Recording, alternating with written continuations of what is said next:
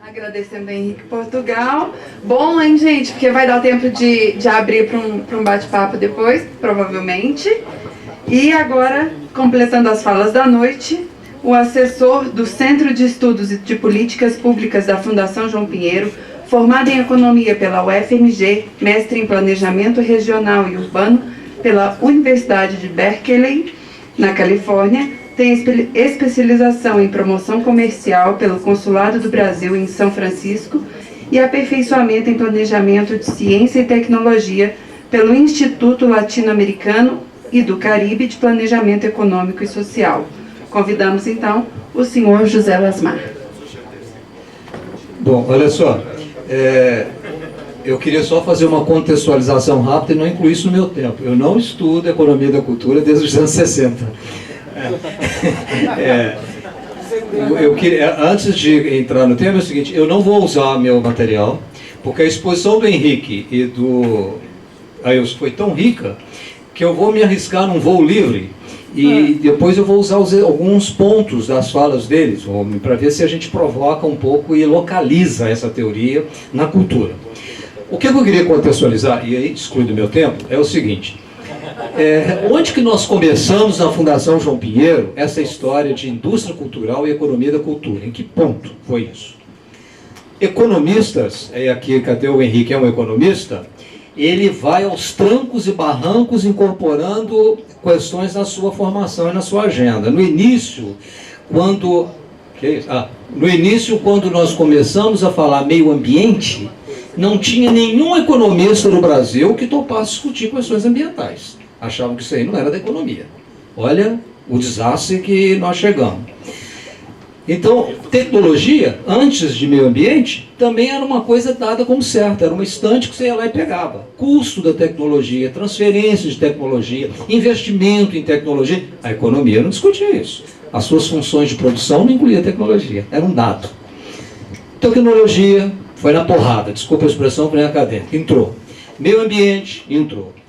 Cultura não entrava de jeito nenhum. Cultura é uma coisa do TV Globo, é uma coisa de diletante, de sarau. A economia não discute isso. Quando o ministro Celso Furtado, economista, foi ser o ministro da Cultura do Sarney, ele chegou em Brasília e o que ele se deparou? Orçamento do Ministério da Cultura, 0,3% do orçamento da União. Ponto. Lei de incentivo não existe, não tem. O que é o outro pedaço, os outros pedaços que o Henrique diz que a arte é mas a cultura e a política cultural, ela está voltada para a cultura inteira, para o pedação. Então, o que o ministro Celso Furtado e o Felipe e todo mundo que é gestor público de cultura tem pela frente? Olha, as funções clássicas da política cultural voltada para a cultura no seu pedaço inteiro. Biblioteca, museus, patrimônio histórico, incentivo à leitura, o patrimônio intangível, o queijo do cerro, a banda de música, 0,3. Então, o que o ministro diz? Eu tenho a Biblioteca Nacional, tenho que manter. Eu tenho os museus nacionais que eu tenho que manter. Eu tenho a Funarte, etc. E aí vamos para a arte. E eu tenho toda a expectativa dos artistas que tem que produzir, tem que circular, tem que se formar. Né? Ou você acha que nasce pronto, né, um artista plástico? Ou nasce pronto, tem talentos, música, você tem que entrar na música. Se você não fizer uma formação musical, você não tem nem candidato à música no vestibular da UENG e da UFMG. Como é que ele vai para as provas específicas? Isso é função do Estado. Ele tem que formar essas pessoas. Então, o ministro, ou ele pedia demissão, o deputado Celso Furtado, ou ele dizia o seguinte: eu sou economista, eu vou contratar alguém que me diga qual é a matriz produtiva da cultura na economia. Onde que a cultura demanda o quê e onde que ela gera o quê? Foi assim que nós começamos. Então a cultura, ela demanda insumos importados, na sua área tem amplificadores, coisas que não estão no Brasil, no teatro tem iluminação. O que aquela cultura demanda? Ela demanda também pincéis, demanda tinta, demanda escola, ela demanda... O que ela gera?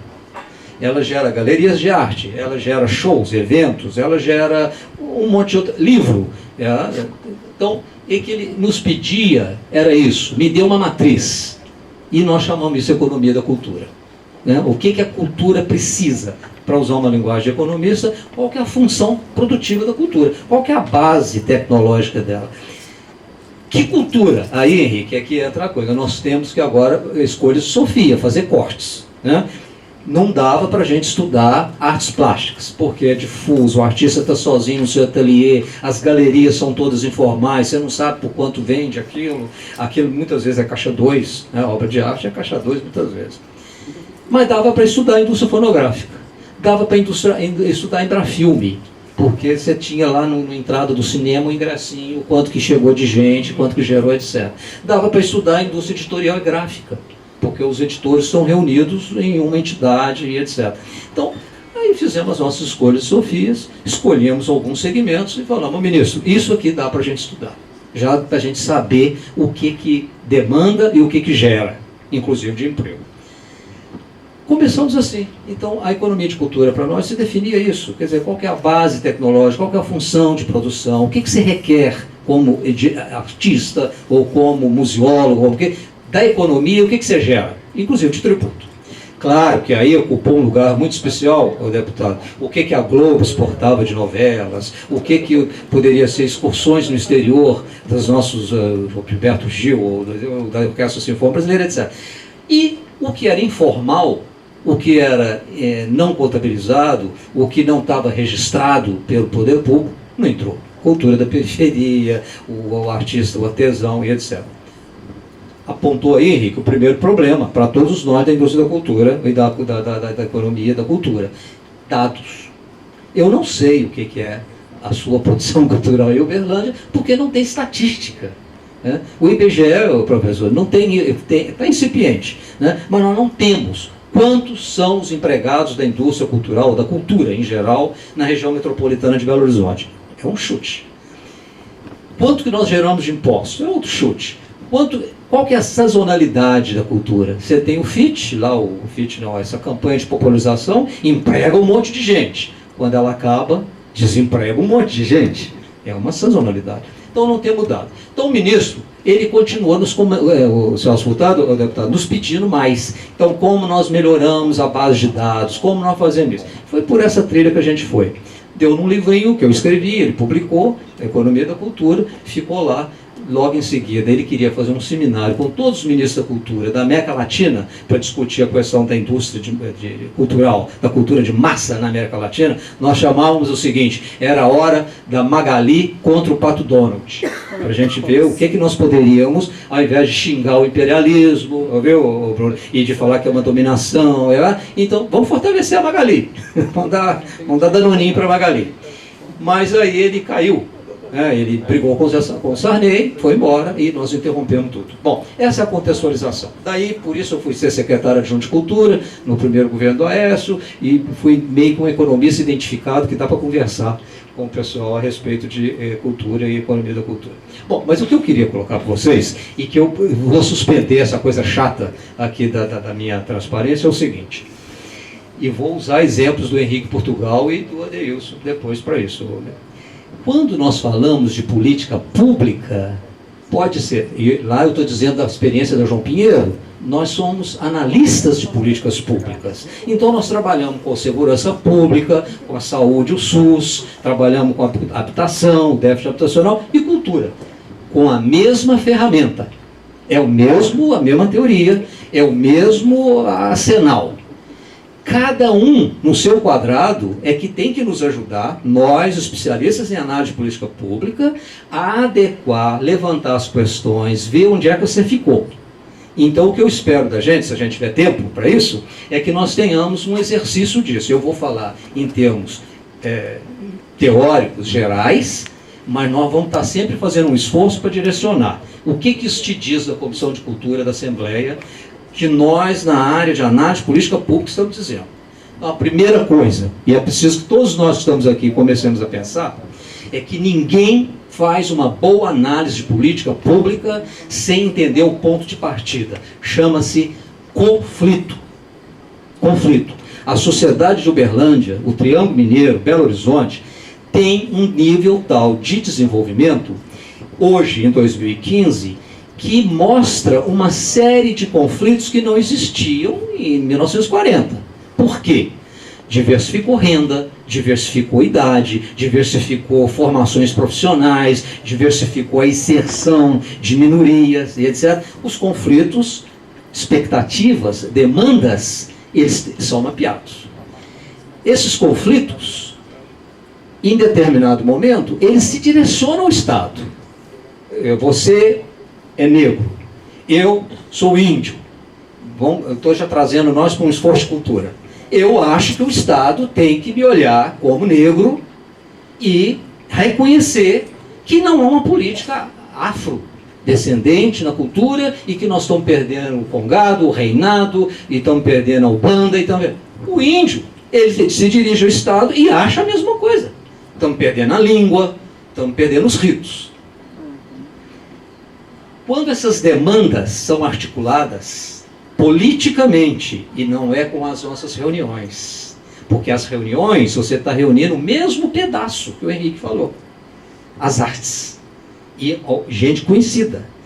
As articulações são de diversos atores da sociedade, para que aquela demanda, Henrique, seja colocada como uma falta, e não como um enaltecimento daquela minoria.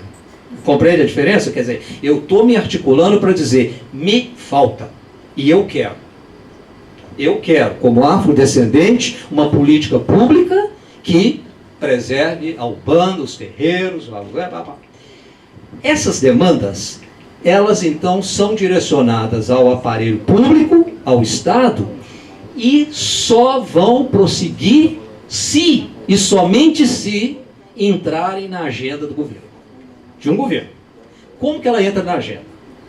Ela entra na agenda porque um deputado, um executivo, um governador, um senador, um ministro, etc., ele viu uma certa, eu não vou dizer uma vantagem, mas um certo sentido em buscar aquela demanda e dizer, dá para o meu bloco de poder agarrar isso. Se essa demanda entrar na agenda, essa agenda do governo, ela vai então se transformar num problema político. Porque o governo, o seu governador ou o outro, ele vai chamar o senhor Felipe Amado e dizer, aqui nós temos um problema político. Qual é o problema político? No bom sentido, a periferia se mobilizou e ela acha que está, ela demanda, ela exige que haja uma ação do Estado para a formação de eleitores. O pessoal da área de segurança acha que esporte é que deve ser incentivado, etc. E eu quero que isso seja resolvido politicamente. A política pública vai começar a ganhar agora o seu vestimento, né? a sua visibilidade. Ela vai dizer, é assim que se resolve. É uma solução? Não, tem várias. O Ailson, ele mesmo sabe disso, na experiência dele. Quando você é democrático, aí sim se reúne muita gente e fala, como vamos resolver? O deputado Prado tem uma visão, eu posso ter uma outra. O processo decisório, se for democrático, deputado, isso é explicitado.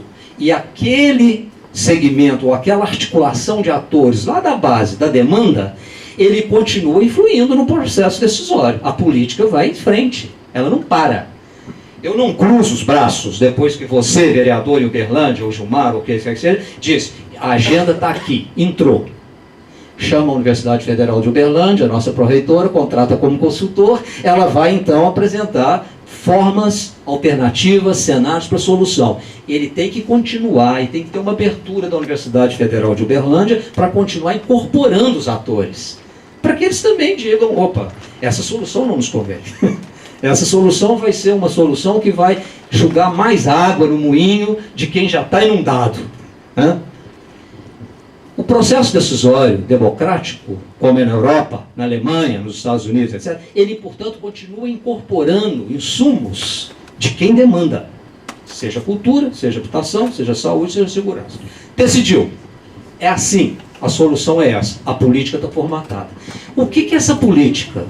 É um conjunto de diretrizes, de orientações, de limitações, de dizer isso não, isso sim, isso mais do que aquilo. E é dessa forma que vai se fazer. Então, você pode dizer, é um bolo de decretos, de normas? No primeiro momento é. Agora, isso, o deputado, você vai concordar comigo, tem que ser implementado. Se para aí, vira valor simbólico. O prefeito Gilmar, o nosso governador Pimentel, a presidente Dilma, eles vão sempre dizer, toda hora que o Henrique Portugal levantar a voz, ou for protestar na rua, ou bater panela, ou dizer, vocês são uns broncossauros, nosso patrimônio está caindo, ou a gastronomia mineira está toda perdida. Ele vai dizer, não somos, não, nós temos um plano. Isso pode, não estou dizendo que o plano de cultura vai virar isso, mas isso pode ser apenas simbólico. E funciona para o estabelecimento político como uma alternativa de não fazer. Ou seja, eu tenho um plano. O plano não é a política. O plano é o instrumento da política. E ele tem que ser implementado. Muito bem.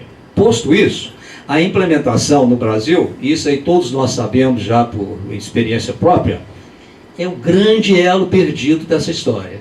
Não se implementa. Implementa meia boca. Né? E o que é mais grave é que, como não se implementa e implementa meia boca, não se avalia. E depois eu não sei o que você fez como secretário, ninguém, vai todo mundo para casa, você também vai, os tribunais só querem saber se houve roubo na licitação da água, etc. Não quer saber o mérito do que você fez, ninguém avalia. Como ninguém avalia, a política pública fica esse frangalho.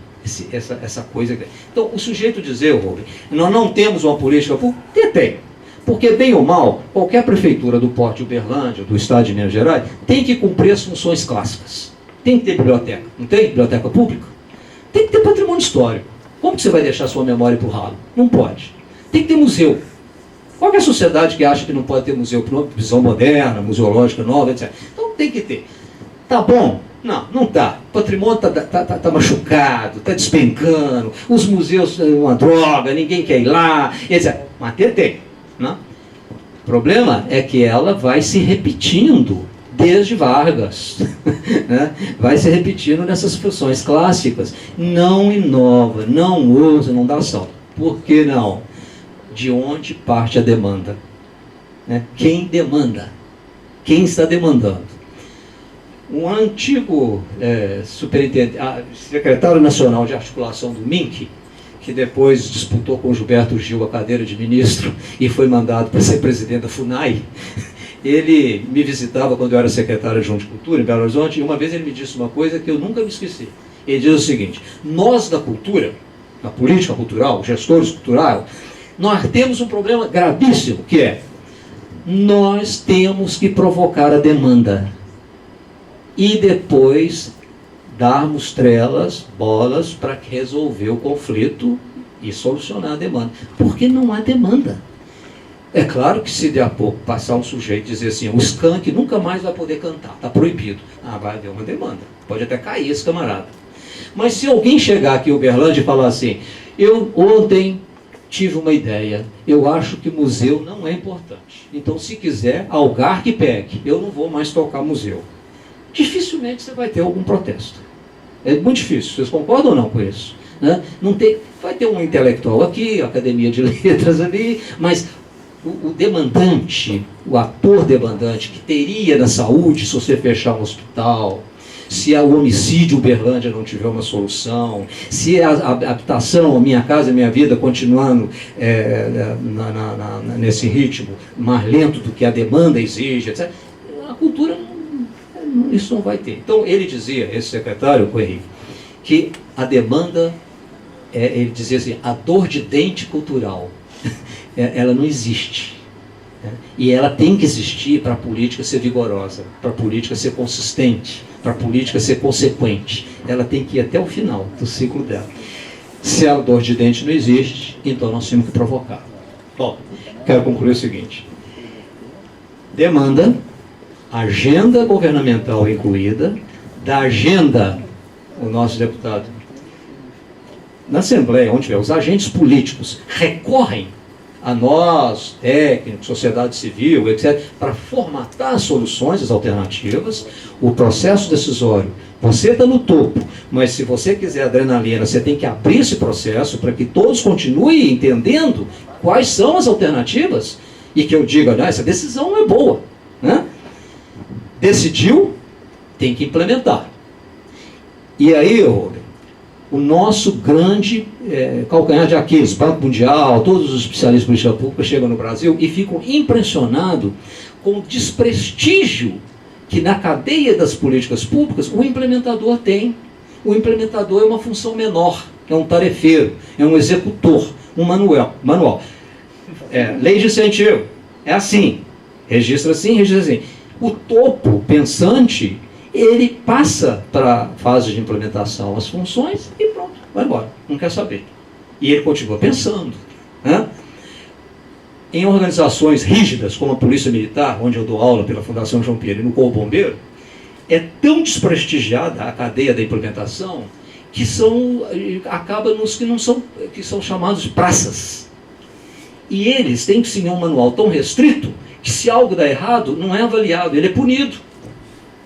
Né? Competente, esse aí. Né? Não fez conforme o manual, a norma, diretriz número 724. Então, a implementação, deputado, na Europa e nos Estados Unidos, o que eles fizeram? Eles abrem o processo da implementação, professor, para que quem implementa esteja no mesmo ranking de quem formula, de forma a que ele me alimente com subsídio do que está acontecendo. Não para que eu seja avaliado ou avalie ele, até mesmo porque eu posso mudar de política. Né? O exemplo mais clássico, Aníbal, é esse histórico que nós usamos muito na Fundação João Pinheiro para os nossos alunos e quando vai coronel da polícia para a gente conversar sobre isso, é o seguinte: se constatou isso, que a mortalidade infantil num país da África estava alta demais. A Nestlé se ofereceu para fornecer leite em pó. Óbvio que ela estava fazendo o marketing dela, que foi um desastre, porque iria desmamar os meninos, ia amamentar, etc. E, de graça, claro, ela estava criando mercado. O organismo, a ONG internacional, topou. Começou a levar carregamentos e carregamentos de leite em pó. E aumentou a mortalidade. Aí eu disse, então é porque isso aí deu subnutrição, porque os meninos não se adaptaram, ou porque o leite não estava bom, não. Sabe qual que era o problema, professor? É que as mães eram analfabetas e elas não entendiam as instruções que eram dadas. Quando isso saiu do processo de implementação para o ranking dos formuladores, introduziu-se então um novo programa, que é o quê? A alfabetização das mães. Né? Porque senão não dá. É claro que continua um problema, porque o menino tem que ser amamentado até uma determinada idade. Implementação não é atividade menor, ela tem que estar com C, tem que estar lá junto do secretário, do Gilmar, etc. E esse camarada que está implementando, ele tem que estar alimentando, a rota está correta. Outro problema nosso, Henrique, você não tem isso porque você já ganhou seu voo autônomo da sua independência. Mas quem precisa lidar com o poder público, o Bruno, etc., o Pacto Federativo Brasileiro é uma zorra. Você não sabe quem é quem naquele problema. Na cultura nem se fala. Patrimônio histórico, todo mundo aqui tem experiência nisso. O município de Uberlândia pode tombar um patrimônio histórico, pode? O governo do estado pode tombar, não pode? E o governo federal pode tombar, não pode? E ninguém preserva. E aí o patrimônio histórico tombado tomba, literalmente, porque todos tombaram e ninguém tem uma consequência do tombamento. Aí você diz, culpa de quem? Ministério da Cultura e FAM. Não, culpa do IEFA. Não, culpa do Leôncio, lá da Prefeitura de Belo Horizonte, não sei o quê. Então, esse pacto federativo também é um veneno na hora da implementação, porque não existe ação interfederativa solidária.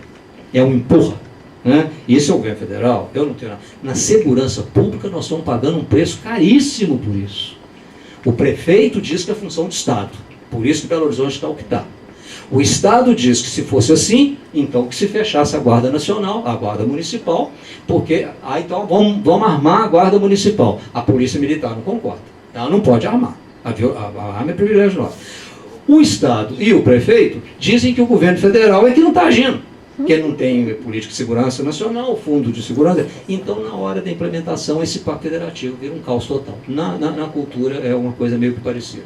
Bom, eu vou encerrar aqui e partir para a nossa pergunta, eu nem controlei meu tempo, acho que eu devo ter estourado. Mas dizer o seguinte, eu queria só registrar um pouco, Elton, que assim, ainda bem que no caso da cultura da periferia de São Paulo, essa questão do eu não coloco as minhas faltas, eu enalteço as minhas possibilidades, correu na frente e ganhou espaço e ganhou terreno. Né? Mas, no geral, o que vai nos conduzir até o fim da cadeia da avaliação, implementação e avaliação, é se nós competentemente nos articulamos politicamente, a atividade política está aí, e dizemos, há uma falta, há uma demanda, há um buraco, e esse buraco, se não houver uma política pública, aí, Henrique, pode ser lei de incentivo, mas não precisa ser lei de incentivo. A política pública não é lei de incentivo, é isso que é a tragédia brasileira. Collor de Mello, nos julgou aí. Por quê? Chegou, fechou o Embratel, fechou tudo, acabou com o MINC, você lembra disso ou não? E criou uma secretaria do Ipojuca. E aí, o que as empresas competentemente fizeram? Então nos dê renúncia fiscal e nós vamos pagar projeto. Que é dinheiro público, usado pelas empresas. Não é dinheiro delas. Quando fala, a Uzi Minas é a empresa que mais investe. Mentira. Quem investe é o governo, o Estado. A Uzi Minas pega lá, deduz no imposto de renda, né? Assim, e faz o seu marketing. Então, Henrique, o Estado, ele tem uma parafernália de mecanismos para a intervenção da sua política cultural. A formação de recursos humanos. Aqueles meninos que estão aqui, onde que eles aprenderam música? Com o pai? Com o tio? Pode ser. Agora, você é músico. Pensando num corte horizontal, sem educação musical, como é que vai ter? Eu estou dizendo não apenas para rock ou hip hop, mas também para música clássica, para música instrumental. Quem é que vai fazer essa formação? O Estado.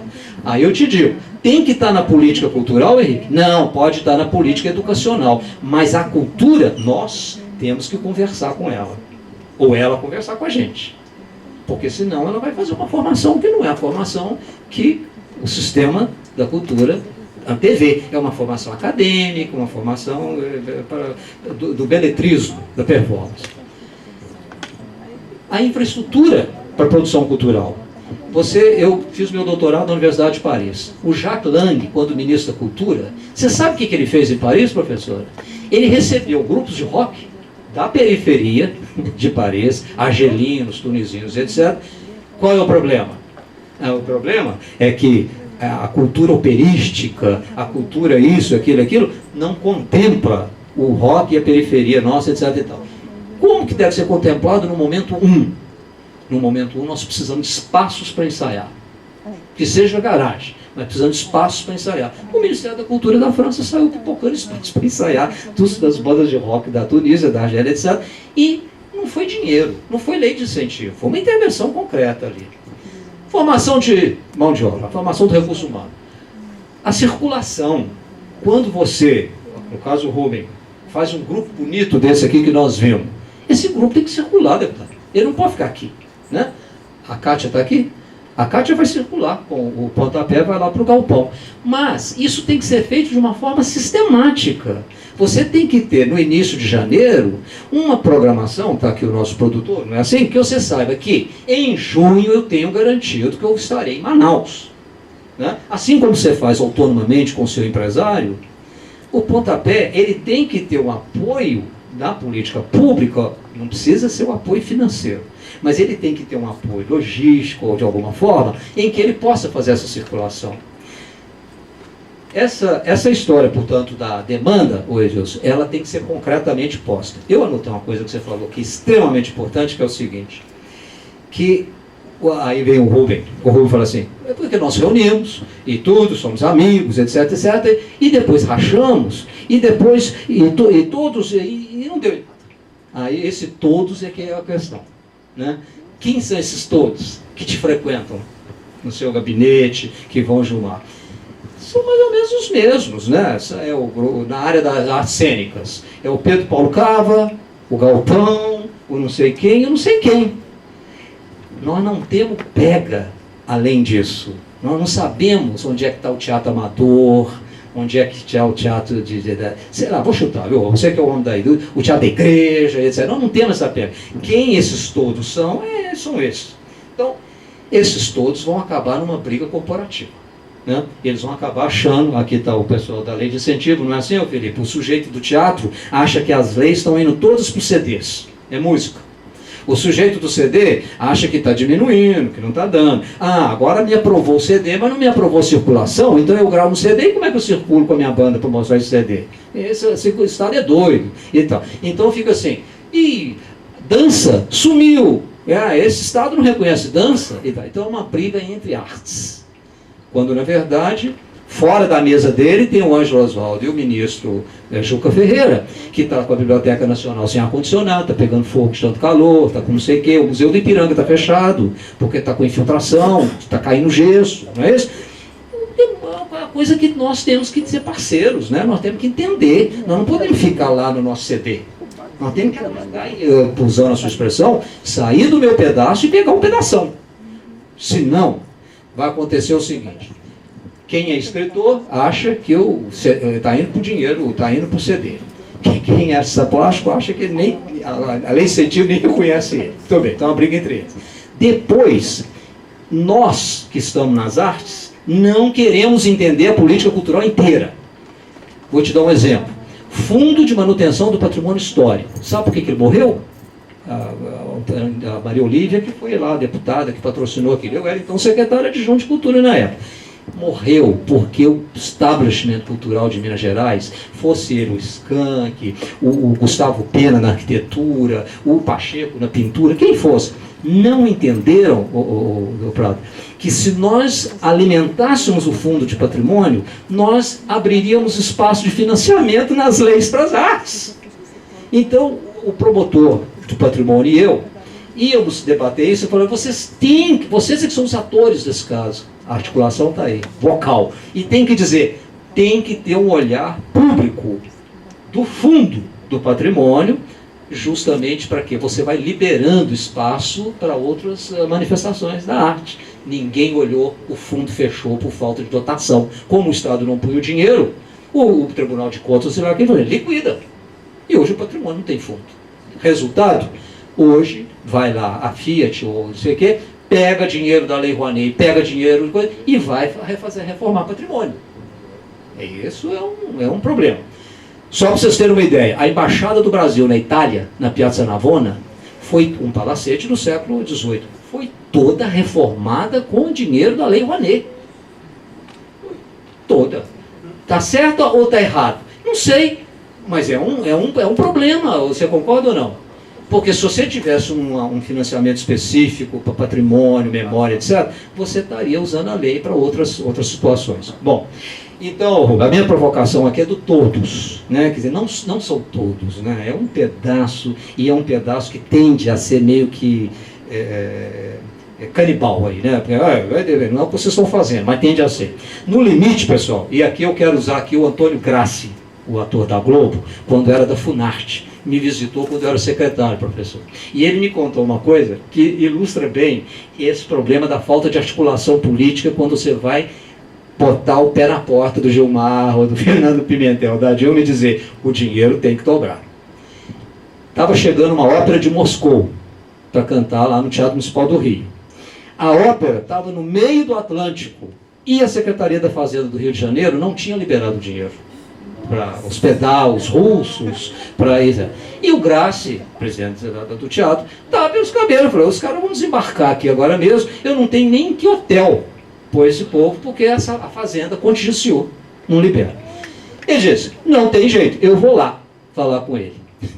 Ele, contando como ator, é muito melhor. Então, ele disse que chegou lá na fazenda e a antessala do secretário, estava empapada de gente. Ele sentou, e enquanto tomava o chá de cadeira dele, foi conversar com os que estavam ali tomando chá de cadeira e falou, senhor de onde? Eu sou superintendente da administração prisional do Rio de Janeiro. Eu tenho que despachar com o secretário porque não está chegando marmitex lá em Bangu. Está faltando comida para os presos. É mesmo? Ih, tá um problema. Barata, e os presos vão ter uma rebelião agora mesmo. O senhor é da onde? Eu sou da Secretaria de Vigilância Sanitária. O verão pegou, tá morrendo gente com gastroenterite, não tem fiscal para olhar aquelas coisas de Copacabana, de Banana. Tá. E o senhor é de onde? Ele falou, Lasmar, eu fui ficando tão pequeno, com tanta vergonha da ópera dos russos, que eu fui embora. Quando eu cheguei lá, eles quase me bateram. Falaram, cadê o dinheiro? Não, volta, vão voltar todo mundo e tal. Eu estou contando isso que parece folclore, porque no limite, se nós não prestarmos atenção no todos, acaba na situação do Gracie. Você chega, eu estou aqui e eu vou achar que cultura é cereja do bolo. A cultura é dispensável, ela é um adereço, porque tem tanta coisa aqui, comida do preso, não sei o quê. Então, o todos tem que ser alargado, né? E quando é alargado, mais deputado que nem o nosso Prado vai querer ser da Comissão de Cultura, porque se não for alargado, só os abnegados vão estar lá, concorda ou não? Não dá voto, pelo contrário, pode derrotar. O que esse deputado está lá fazendo? Só está tratando com cantor, com artista, não sei o que. Que é isso? Então os artistas que votem nele. Então, ou esse todos tem que ser muito repensado. Bom, mas isso é uma coisa para o Rubem, para o deputado tratar. A outra coisa aqui, o Henrique, é o seguinte. Quando você diz lá, nós não recusamos a cultura de mercado, a lógica de mercado. Isso é muito interessante, porque a prática não é essa. A prática é a seguinte. O Henrique, que teve a sorte de se tornar autônomo, fazer esse voo livre dele, ele com muito orgulho, embora ele está dizendo, não me orgulho disso, mas pode se orgulhar. Porque você é um caso raro de autônomos, voo livre, que conseguem se desmamar. Eu não quero citar o nome de ninguém, mas vocês sabem aqui de autores e artistas consagrados que não largam lei de incentivo para nada, usam todas as suas influências em Brasília, etc. E de tempos em tempos pipocam um escândalo, é ou não é? Nossa, o Ministério da Cultura liberou não sei o quê para não sei quem fazer não sei o quê. Porque não tiveram a coragem empresarial do Henrique Luscani. Mas, no entanto, Henrique, você vai ver que outros na sua situação, ou próxima de você, precisa de uma política cultural que não é incentivo para outras coisas. Ou para circulação, ou para coisa, até mesmo para manter uma TV Minas. Vem aí o Israel do Vale amanhã. Por outro lado, esses que estão lá na linha de frente, na vanguarda, e que se vangloriam de dizer que não precisam do Estado, né? E que do mercado, que eles vivem, né? E vivem em situação de miséria, né? Tanto miséria que se um filho dele falar que vai fazer o que ele faz, ele se preocupa com aquilo. Eu vou ser bailarino igual você. Não vai. Né? Ou eu vou ser tocador de saxofone. Não vai. Porque não tem como ele sobreviver disso. Então, eu vou voltar a isso, que foi aqui o nosso chave. Não, e o Rubem falou muito isso para mim lá na minha casa e no intervalo. Não se excluem. A lógica de mercado, ela é importante, o Henrique, justamente para retirar dele aqueles que não precisam, retirar do Estado que não precisa dele. Eu vou te dar um exemplo. Quando nós fomos explicar o nosso livrinho Economia da Cultura na Funarte, isso em 1985, não 60, hein, Rubem? Fomos ao Rio de Janeiro na Funarte. Aquele bando de gente, artista plata, Funarte, professor. Quando eu expus o livro que ia sair, um pediu a palavra e falou: eu sabia que a gestão do Celso Furtado ia dar nesse desastre. Um economista contrata um outro para fazer um livrinho sobre economia da cultura e agora vai nos julgar todos no mercado. Qual que é o erro desse cara, professor? Justamente quando você estuda a indústria cultural, a economia da cultura, você consegue mapear um Henrique Portugal e retirá-lo do Estado, dessa dependência, dessa vampiragem. Se você não fizer isso, essa análise, concorda ou não? Vão ficar todos ali misturados. O filme pornográfico com o seu filme de vanguarda. Então, Henrique, a lógica de mercado, ela vale para quem tem o mercado. Mas cabe a nós, você com a sua honestidade, parabéns, e a nós profissionais, dizermos para o deputado Prado, esse segmento não pode entrar em financiamento público, porque eles são uma cultura já consolidada de mercado, tanto no cinema quanto na música, etc. Por outro lado, a lógica do financiamento público, ela vai ressaltar. Por quê?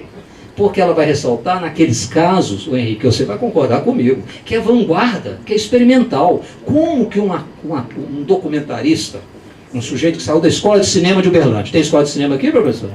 Não? Da UFMG. Ele vai aceitar o desafio de inovar. Ele não vai viver daquilo. Então tem que ter editais, bolsas, está aí o nosso Felipe. A cultura popular. Tem como? Você não consegue. Parabéns, a cultura da periferia conseguiu. Mas como que o nosso congado e o nosso reinado, deputado, vai conseguir viver no mercado? Quem vai? Não tem condições disso. O Teatro da Cátia, o Pontapé, etc., que não tem um mercado consumidor, um público consolidado que possa, como ter lá o Galpão e outros, retroalimentar. Se bem que o Galpão está na lei. Né? Não tem.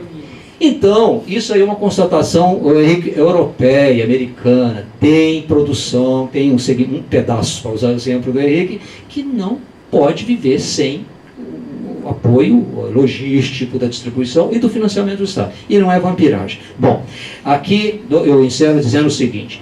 Você citou o CEL da Marta Suplicy. Depois você citou o PSDB fazendo o VAI, né? E aí, olha, isso é que é o nosso horizonte final, deputado.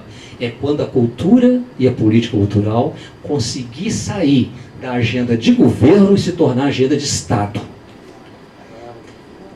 E não é só lei, né?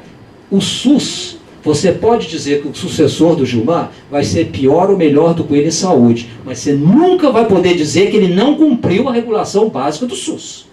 Não aplicou conforme o Ministério da Saúde mandou, não fez o Fundo de Saúde, não fez o Conselho Municipal de Saúde e etc. Não, isso não pode, porque é Estado.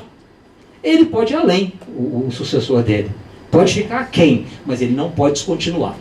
Quando você diz da Marta e do Alckmin, esse é um exemplo clássico, embora não seja um exemplo contínuo, né? Ele vai e volta. Mas a cultura, ela não consegue, ela não tem, por não ter a política. Ela não tem a política clara, consolidada, ela fica com uma política de governo. Para você ver que ela é uma política de governo, que a mesma Marta Suplicy, que o Baclaudo, que fez o CEL, foi para Brasília como ministra e se deu o direito de botar na lei de incentivo federal o amigo dela estilista que foi desfilar em Paris. Então, se houvesse uma política de Estado, ela não poderia fazer isso. Ela ficaria só com a glória de ter feito o CEL e não com essa inglória de ter mandado um estilista consagrado, não é nenhum menino experimental, e nem nada, não. Ele já é um consagrado, ele é estilista dela, certo? Que foi para Paris e com um projeto da Lei Rouanet.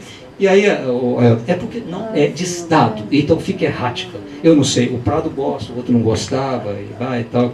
Acabei, e aí, gente, eu queria só dizer para você, eu mostro fé e ninguém me demove disso, que nós estamos diante de uma oportunidade única para constituir mercados culturais que sustentem tanto nossos violeiros, quanto parcialmente, quanto o Teatro Pontapé e etc., se o Vale Cultura pegar. Isso é uma condição. Esse Vale Cultura não pode ser ignorado, esnobado, porque é pouco, porque é R$50, e porque a legislação dele não contempla a pequena e média empresa, a microempresa, porque ela está no sim. Vamos melhorar. E vamos tentar fazer Vale Cultura do Estado de Minas. Estou te dando uma... Você não é da cultura? Mas... Então, e aí, deputado, nós temos que fazer encontros específicos. Nós temos que fazer encontros específicos para desmistificar essa história de que ele é carimbado e etc. E ele é uma merreca, ele não vale nada. Vale. Quem é contra o Vale Cultura é quem tem medo da preferência do consumidor. E se eu dou 50, ele pode querer te ouvir ao invés de ver o concerto de clarineta do Mozart. Azar do concertista. Vamos perguntar para ele por que o azar? Porque aquele que o renega, que o rejeita, não teve educação musical, não foi formado como consumidor de música clássica. Então nós temos que ter o Vale Cultura e temos que ter formação de público. Eu quero terminar só com isso, Rubem. Se nós tivéssemos... Ângelo Oswaldo, amanhã eu não vou estar aqui, sábado, eu não vou estar aqui para conversar com ele. Mas se o secretário passar por cima dessas divergências políticas, etc., todas que são muito fortes, e centrar fogo em alguns eixos, 2 deles é subsidiar o consumidor e não o produtor cultural, não o artista. Deixar que o consumidor escolha, para que ele faça boas escolhas, ou escolhas autônomas, que não sejam escolhas doutrinadas pela televisão, tem que formar plateia. Então nós temos que, do teatro, aqui em Uberlândia, Cátia, você, o Pontapé e os outros, começar a fazer teatro nas escolas, ensinando código, para que os meninos queiram fazer. Na música, que é a área do Henrique, os conservatórios de música, quem nós estávamos conversando, você e eu, conversando sobre os conservatórios de música, que estão caindo nos pedaços, as escolas no ensino, a LDB, Lei de Diretrizes Básicas da Educação, diz que tem que ter educação musical nas escolas, não tem arte educador, não tem nada. Então, encerrei. Vale cultura e formação de público, formação de mercado. Aí a gente vai para frente, na política. Muito obrigada.